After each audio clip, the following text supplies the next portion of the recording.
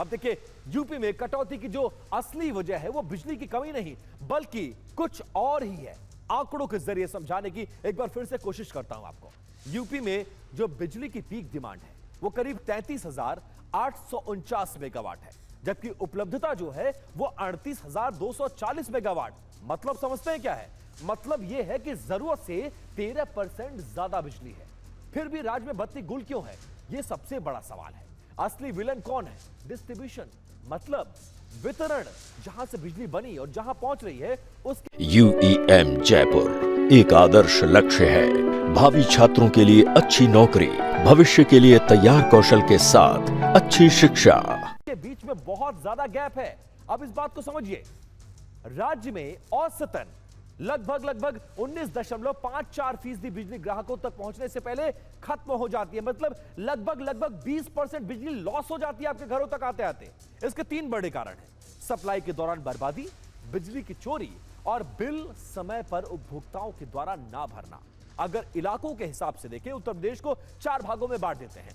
पूर्वांचल में सबसे ज्यादा 21.4% का नुकसान है, मध्यांचल में 19.2%, दक्षिणांचल में 18.8% और सबसे कम पश्चिमांचल, जहां पर 15.6% ये लॉस का आंकड़ा है। साफ है कि बिजली भरपूर है, लेकिन सिस्टम की लापरवाही, सिस्टम की हीला हवाली और चोरी के कारण जनता अंधेरे में रहने को मजबूर है जब आसमान से आग बरस रही हो।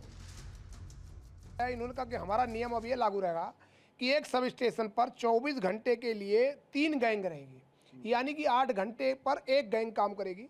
अगर सब स्टेशन पर 4 फीडर है और 4 फीडर में 3 फीडर पर एक साथ ब्रेक डाउन हो गया तो गैंग तो एक है, तो गैंग पहले एक फीडर पे काम करने जाएगी, फिर दूसरे पे जाएगी, फिर तीसरे पे जाएगी। इसी कंडक्टर घटिया क्वालिटी के लगाए गए, अंडर कैपेसिटी के लगाए गए, और जब अंडर कैपेसिटी के लगाए गए तो वो केबल कंडक्टर जब तीनों जल रहे हैं, उसके ऊपर की जो प्लास्टिक है वो जब जल जाएगी तो तीनों फेस आपस में जुड़ जाएंगे।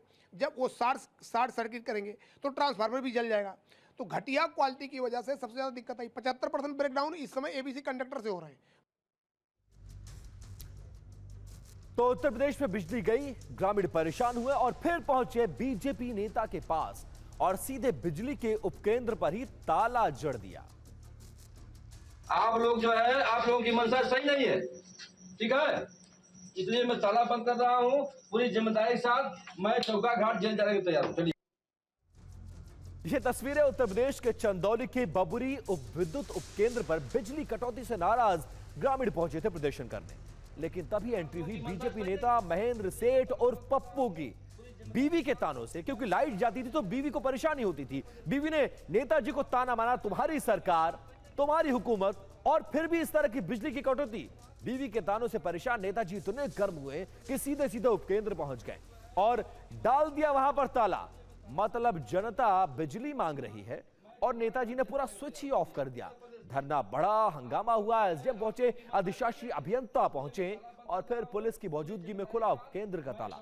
लेकिन कहानी में ट्विस्ट तब आया जब बिजली विभाग के जेई ने बीजेपी नेता समेत 10 अज्ञात लोगों पर इस तरह से जबरन ऑफिस को बंद करने का मुकदमा दर्ज करा दिया।